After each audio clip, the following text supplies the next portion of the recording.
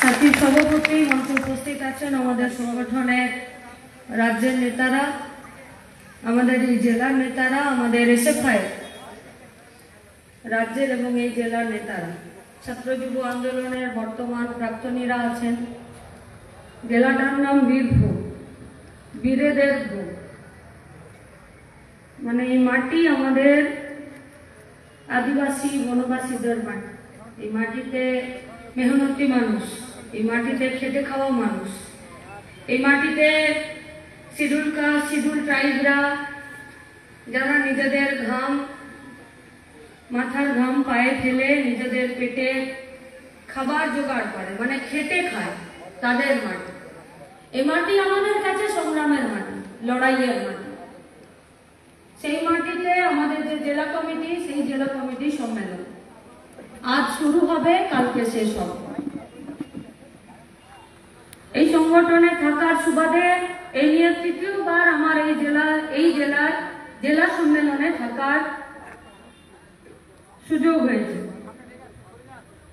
আজকের দিনটা এবং এই পরিস্থিতিতে আমাদের কাছে, আমাদের সংগঠনে জেলা সম্মেলনের গুরুত্ব অনেক বেশি। নিশ্চিতভাবে আর কিছুক্ষণ পরে আমাদের সম্মেলন শুরু হবে। সেই সম্মেলনে আমরা বিগত সময়ে কি করলাম, আগামী দিনে কি করব, এইসব তার চুলচেরা বিশ্লেষণ হবে, সমালোচনা হবে, আত্মসমালোচনা হবে, আলোচনা হবে। তারপরে একটি কমিটি তৈরি হবে, তারপরে নেতা ঠিক হবে এবং আগামী 2 বছর আবার এই জেলা কমিটি গোটা বীরভূম জুড়ে কি করবে তার কাজ ঠিক হবে। তাহলে সেই কাজের মধ্যে প্রথম কাজ আমরা যেটা বলছি যে ঠিক করব, সেটা হলো, দেখুন ওই পিছনে দিদিমণি হেসে হেসে বলছে যে চারিদিক পরিষ্কার রাখুন আর সতর্ক থাকুন। আমরা কথা দিচ্ছি চোর চোট্টা দাঙ্গাবাজদেরকে বীরভূম থেকে সরাবো, এইটা হবে আমাদের প্রথম কাজ। আর আপনাদেরকে বলছি, আমরাও বলছি সতর্ক থাকুন, আমরাও সতর্ক থাকবো, যাতে এই চারিদিক চোর চোট্টা চিটিংবাজ দাঙ্গাবাজকে সরাতে গিয়ে আমরা যাতে না ভাগে পড়ে যাই। ভাগ হলে লড়াই দুর্বল হবে, কোনো ভাগ চলবে না। হিন্দুর ভাগ চলবে না, মুসলমানের ভাগ চলবে না, ব্রাহ্মণ, আদিবাসী, দলিত, উঁচু জাতি, নিচু জাতি, বড় লোক, গরিব লোক, না কোনো ভাগ চলবে না।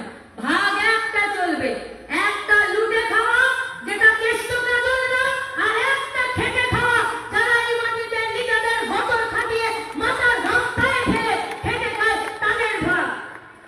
তাই যারা লুটে খাওয়ার আছে তাদেরকে হাঁটাতে হবে।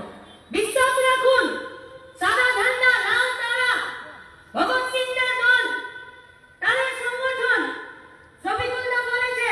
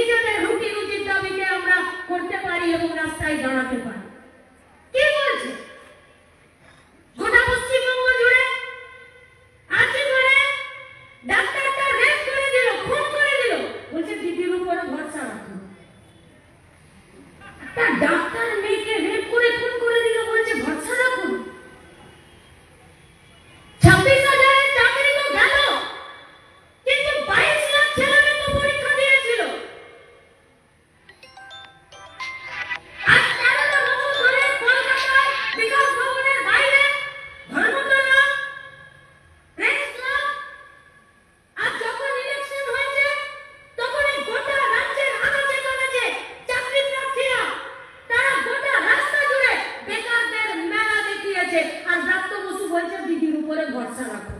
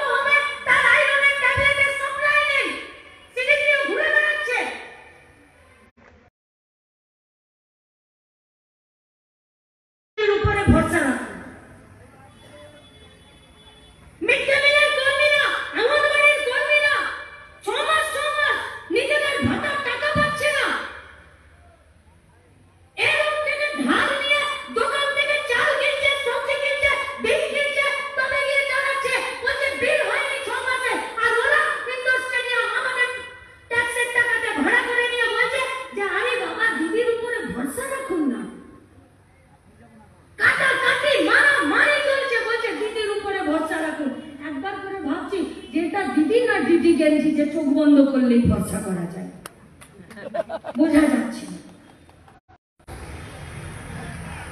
খয়রাসোল, মারগ্রাম, নলহাটি, গোটা বীরভূমের একটা ব্লকের নাম বলুন তো যেখান থেকে আমাদের বাড়ির আমাদের গাঁয়ের ছেলে মেয়েগুলো পরিযায়ী শ্রমিক হয়ে নিজেদের কাজ, নিজেদের জীবন, নিজেদের ভবিষ্যৎ, নিজেদের পরিবার কোনো কিছু তোয়াক্কা না করে শুধুমাত্র পেটের খিদে নিবারণের জন্য বাইরের রাজ্যে পড়ে আছে। আছে ভিডিওর কাছে কোনো লিস্ট? পঞ্চায়েতের প্রধানের কাছে कि कितना लोग बीरभूम से आज बाहर के राज्य में है, चाहे वो झारखंड हो, चाहे वो कर्नाटक हो, चाहे वो बेंगलुरु हो, चाहे वो गुजरात हो या केरल हो, नहीं কিন্তু ওরা যদি বাইরের রাজ্যে টাকা 10, 12, 15,000 টাকা ইনকাম করতে না পারে আর বীরভূমকে যদি 6,000, 8,000 মাস গেলে টাকা না পৌঁছাতে পারে তো সিউড়ি, সাঁইথিয়া, বীরভূম, খয়রাসোল, নলহাটির বাজারগুলো চলবে না। কেউ মুদির দোকানে চাল কিনতে পারবে না আর কেউ কাপড়ের দোকানে একটা গামছা কিনতে পারবে না। ওদের টাকা পশ্চিমবঙ্গে আসছে বলে তবে পশ্চিমবঙ্গের সরকারটা চলছে আর সরকারের ঘরে 1 কিলো চাল কিনলেও ট্যাক্সের টাকা যাচ্ছে আর একটা দেশলাই কিনলেও ট্যাক্সের টাকা যাচ্ছে। কিন্তু পরিযায়ী শ্রমিকদের প্রতি কোনো দায়বদ্ধতা আছে? কোনো? কোন রাজ্যে আছে? কোন ট্রেনে গেল? কাজ করতে গিয়ে মরে গেলে ফিরবে কিসে? পা ভেঙে গেলে, হাত ভেঙে গেলে, পুলিশের ঝামেলায় পড়লে কে ওকে দেখবে? কিচ্ছু নেই, মোগল বাজিয়ে ঘুরে বেড়াচ্ছে, এখনো পর্যন্ত ধমকি দিচ্ছে, বলছে আমি পয়সা দেবো আরে किसी का बाप का पैसा नहीं है, पश्चिम बंगाल का गरीब जनता का पैसा है, कोई पैसा ही सरकार चले, कोई पैसा ভয় দেখাচ্ছে, ভয়। আজ সকালেও কেষ্টু কাজলরা মারামারি করেছে। গায়ে থাকি আমরা, বীরভূম, বর্ধমান, আমরা জানি গোয়াল ঘরে যদি সাড়ে সাড়ে মারামারি হয় তো বাছুরে ঠ্যাং ভেঙে যায়, সাড়ে কিছু হয় না। তাই যে ষাঁড়গুলো মারামারি করছে তাতে বীরভূমে বেকার ছেলে মেয়েদের কাজের জায়গাগুলো নষ্ট হয়ে যাচ্ছে।